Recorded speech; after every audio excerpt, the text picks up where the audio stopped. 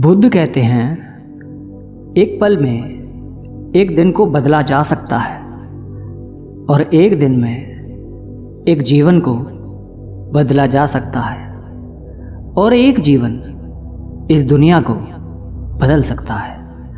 अगर आपके पास खाने के लिए भोजन है, सोचने के लिए समय है कि आप कौन हैं, क्या है, ये जीवन क्यों जी रहे हैं, तो आप बहुत भाग्यशाली हैं। क्योंकि इस दुनिया में बहुत सारे लोग हैं जिनका पूरा जीवन इसी जद्दोजहद में निकल जाता है कि आने वाले दिन में भोजन की व्यवस्था कहाँ से होगी।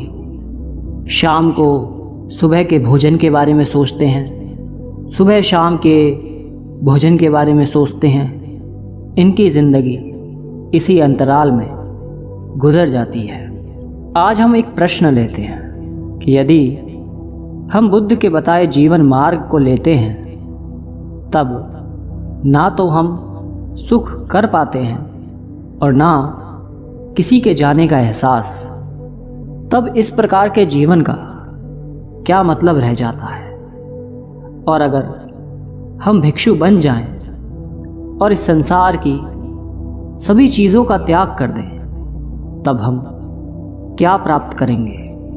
हमारी अगली मंजिल क्या होगी। इस दुनिया में बहुत से लोग अपने जीवन से बहुत प्रेम करते हैं, जबकि वो अपने जीवन को जानते तक नहीं, फिर भी अपनी चलती हुई सांसों को संभाल कर रखना चाहते हैं। सबको यही डर है कि सांसें कहीं थम न जाएं।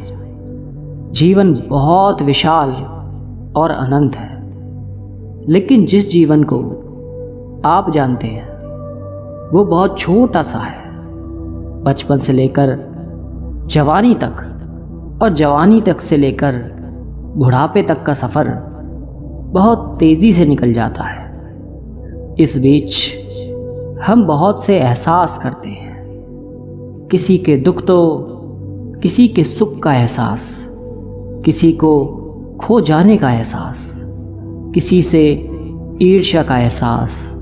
ईर्ष्या, द्वेष, लालच, वासना और ऐसी अनंत इच्छाएं खत्म ही नहीं होती। सबको हम एहसास करते हैं। एहसास एक बड़ा शब्द है। क्या वाकई आप अपने जीवन में सभी चीज़ों का, कार्य का एहसास कर पाते हैं? जो एहसास कर सकता है सुख का, दुख का, अपने जीवन में घटित हो रही घटनाओं का, वो स्वतः से ही मध्य मार्ग पर होता ही है। लेकिन विडंबना ये है कि हम हमारे जीवन में सुख, दुख और ना जाने कितने प्रकार के कार्यों से घिरे रहते हैं, फिर भी हम उसका एहसास नहीं कर पाते। सुख में सुख का एहसास नहीं कर पाते, दुख में दुख का एहसास नहीं कर पाते। अब ये बातें आपको थोड़ी अजीब सी लग सकती हैं। जब हमसे कोई दूर चला जाता है तो हम दुखी तो होते ही हैं, तो ये एहसास नहीं है तो और क्या है। आप सुखी हैं, आपके पास सब कुछ है, तब आप क्या कर रहे हैं, क्या पहचान रहे हैं? उस सुख को जो आपके चारों तरफ बिखरा पड़ा हुआ है, या प्लानिंग कर रहे हैं फ्यूचर की, मुझे ये करना है, मुझे वो करना है, उसके पास कुछ ऐसा है तो हमें वैसा चाहिए। ज़रा ध्यान दीजिए, अपने सुख के समय आप क्या करते हो? आप सब कुछ करते हो, लेकिन सुख का एहसास नहीं करते।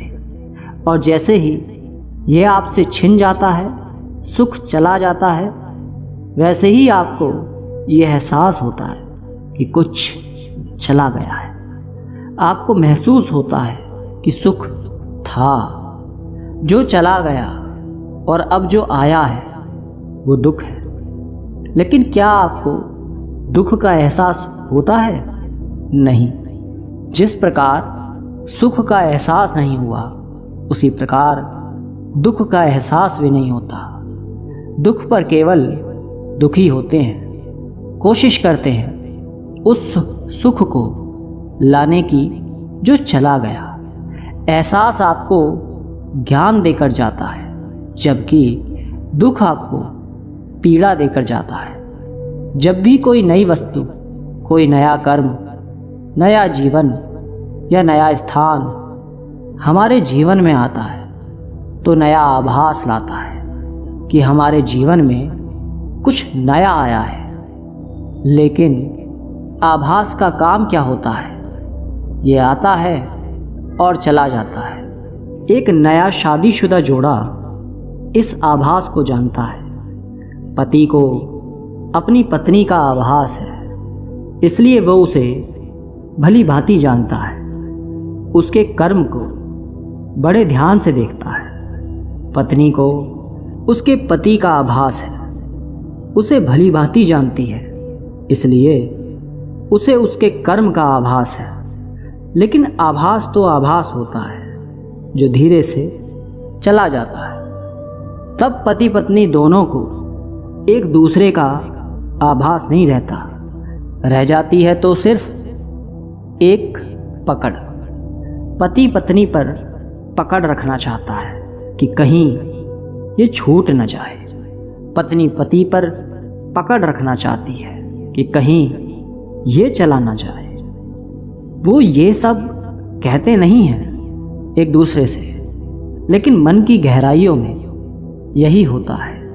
और इसका तो इन्हें आभास भी नहीं होता। दोनों सोचते हैं कि वे सही हैं। क्या आप नहीं सोचते कि आप सही हैं?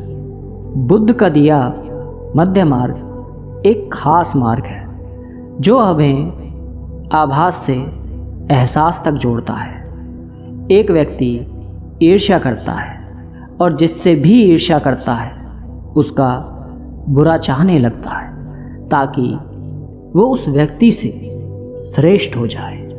तब वो व्यक्ति खुद श्रेष्ठ तो नहीं हो पाता, लेकिन दूसरे व्यक्ति को हानि ज़रूर पहुंचा देता है और फिर जाकर उससे कहता है कि मित्र, तुम्हारे साथ बहुत बुरा हुआ, मुझे बहुत दुख है इस बात का।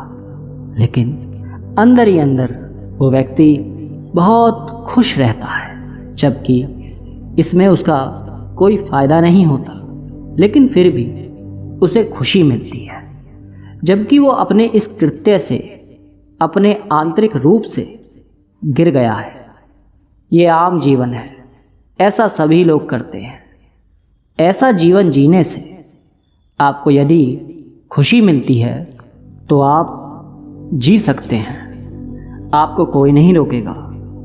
लेकिन कभी कभी बुद्ध जैसे व्यक्ति हो जाते हैं जो जागृत है और देख पा रहे हैं कि आप कैसी मूर्खता कर रहे हैं, तब आप एक मार्ग बनाते हैं ताकि उस पर आप चल सकें, जागृत हो सकें, जीवन को समझ सकें। आपने एक शराबी को देखा होगा कि वो कितने आनंद से नशा करता है, खुश रहता है। लेकिन यदि कोई इसे नशा करने से मना कर दे तो वो उसका विरोध करने लगता है, उसे हजार तरह की बातें बताता है, अपनी बातों को सही दिखाने के लिए तर्क भी देता है। वो समझाता है कि नशा ही जीवन है, जो सुख यहाँ पर है वो कहीं और नहीं। ये सब सुनने के बाद आप उसे महान तो कहते नहीं हो। जी हाँ, आप यही कहोगे कि कितना मूर्ख है, जागृत नहीं है, बेहोश है। जब वो होश में आएगा या नशे से बाहर आएगा तब हम उससे बात कर लेंगे।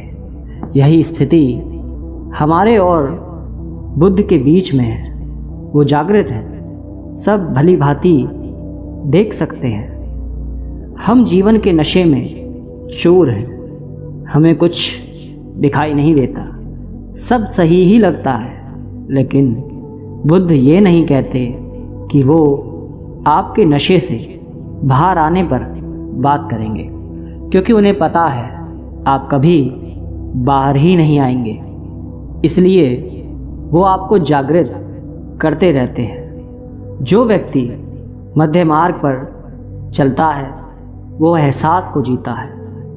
ऐसा व्यक्ति जब किसी से ईर्ष्या करता है तब उसे तुरंत ही ईर्ष्या का एहसास हो जाता है, और जब एक बार एहसास हुआ तो उस एहसास के पीछे उठने वाले विचारों को भी वो समझ जाते हैं। जैसे ही विचार दिखाई देता है वो ईर्ष्या स्वयं से समाप्त हो जाती है। इस प्रकार वो सुख और दुख सबको अनुभव, सबको देख पाता है। मध्य मार्ग पर ना तो सुख होता है और ना दुख, तो फिर क्या होता है? मनुष्य जीवन में यदि कोई अच्छी घटना घट रही होती है तो वो कहते हैं कि सुख प्राप्त हो रहा है, और दुखद घटना घट रही है तो उसे कहते हैं दुख प्राप्त हो रहा है। और यही घटना बाहर की है और घट रही है, लेकिन मध्य मार्ग पर चलने वाले पर इसका कोई प्रभाव ना पड़े तो उसे क्या प्राप्त हो रहा है, सुख या दुख? दुख नहीं कह सकते, एक तीसरा शब्द आता है आनंद। लेकिन जिन्होंने ये शब्द दिया आनंद, वो कुछ और कहना चाह रहे थे, क्योंकि वो आनंद को सुख नहीं बता रहे थे, वो किसी और चीज़ के बारे में बात कर रहे थे। हमारी सोच समझ इतनी ही है कि हम आनंद को सुख समझते हैं। क्या आपने कभी सोचा है कि यदि हम भिक्षु बन जाएं और संसार की सभी चीज़ों का त्याग कर दें तब हम क्या प्राप्त करेंगे? हमारी अगली मंजिल क्या होगी? आपको कुछ भी नहीं मिलेगा, आपको कुछ भी प्राप्त नहीं होगा। भिक्षु बन जाने से या संसार को त्याग देने से ज्ञान उत्पन्न नहीं होता, समझ उत्पन्न नहीं होती, बुद्धत्व प्राप्त नहीं होता। वर्तमान में ऐसे बहुत सारे लोग होते हैं जो अलग अलग तरह से संसार को त्याग चुके हैं, फिर भी संसार के प्रति उनकी कामना में कोई कमी नहीं रहती। वो आज भी वैसे ही क्रोधित होते हैं जैसे कि संसार में होते थे। वो आज भी वैसे ही दुखी होते हैं जैसे संसार में थे। वो आज भी उतने ही अंधेरे में हैं जितने संसार में थे। केवल वस्त्र और जीवन के तरीके बदल देने से हम जागृत नहीं हो जाते। ये तो अंदर की प्यास है, जहाँ हमें लगता है कि हम कुछ गलत कर रहे हैं, कुछ तो है जो हम छोड़ रहे हैं। हम पारंपरिक जीवन में विश्वास नहीं कर पाते। संदेह का बीज हमारे भीतर होता है। हम लोगों के लिए लड़ते हैं, लोगों की मदद करते हैं। मदद करने का एक हसीन आनंद प्राप्त होता है। आपने देखा होगा कुछ लोग लोगों की सेवा में लगे रहते हैं, जानवरों की सेवा करते हैं, बिना किसी लालच के प्रकृति की सेवा में लगे रहते हैं, और उसके लिए वो अपने जीवन की परवाह भी नहीं करते। अब हम सवाल खड़े करते हैं, कुछ इसका जवाब अंदर की तरफ तो कुछ बाहर की तरफ खोजते हैं और कुछ अंतर की। लेकिन आवश्यक क्या है? आवश्यक है स्वयं से अपना मार्ग खोजना, उस मार्ग पर चलना, उस मार्ग को पूरा देखना। बुद्ध कहते हैं अपना दीपक खुद भरो, उसकी रोशनी में आगे बढ़ो। जो अपना उत्तर बाहर की ओर खोज रहे हैं वो सब ढूंढते ढूंढते थक जाएंगे। वो अपने स्वयं की अनुभव से अंदर की ओर मुड़ जाएंगे, और जो अपना उत्तर अंदर में ढूंढ रहे हैं, जब वो ढूंढते ढूंढते थक जाएंगे तब वो शून्य में उतर जाएंगे। शून्य में महा उत्तर है, और इसके लिए परिवार को छोड़ने की आवश्यकता नहीं है। ना ही भिक्षु बनने की आवश्यकता है या सन्यासी बनने की आवश्यकता नहीं है। यदि आपके अंतर में प्यास है तो आप पानी ढूंढ ही लेंगे। अगर हमें ये सब मिल भी गया तो हमारी अगली मंजिल क्या होगी? ये सवाल बेहद पेचीदा है, क्योंकि हर बात को कहकर हर बार समझाया जा सके ऐसा करना थोड़ा मुश्किल हो जाता है, जबकि शब्द और समझ सीमित हो।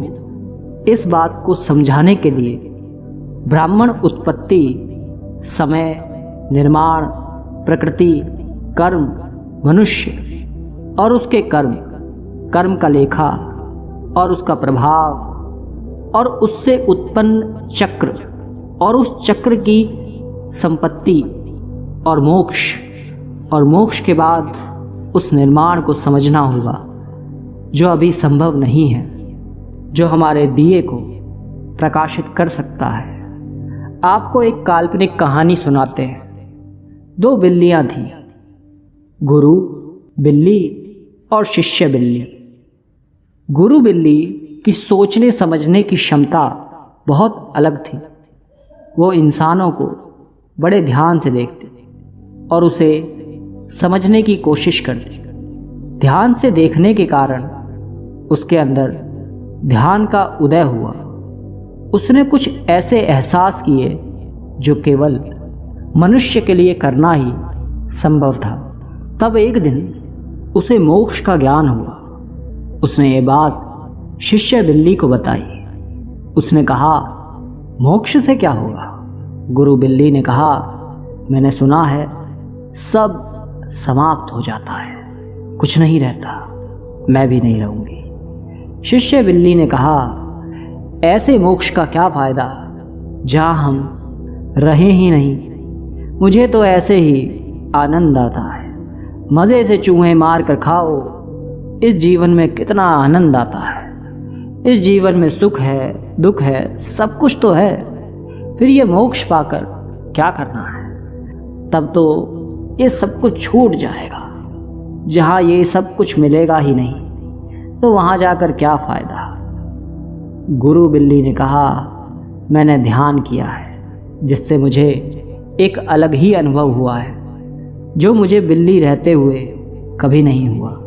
मैंने अलग एहसास किए। जब ये सब इतने अजीब हैं तो मोक्ष कितना अजीब होगा, तो उसे भी मैं जानना चाहती हूँ। भले ही मैं ना रहूँ। और एक दिन ध्यान करते करते बिल्ली मोक्ष को प्राप्त हो गई।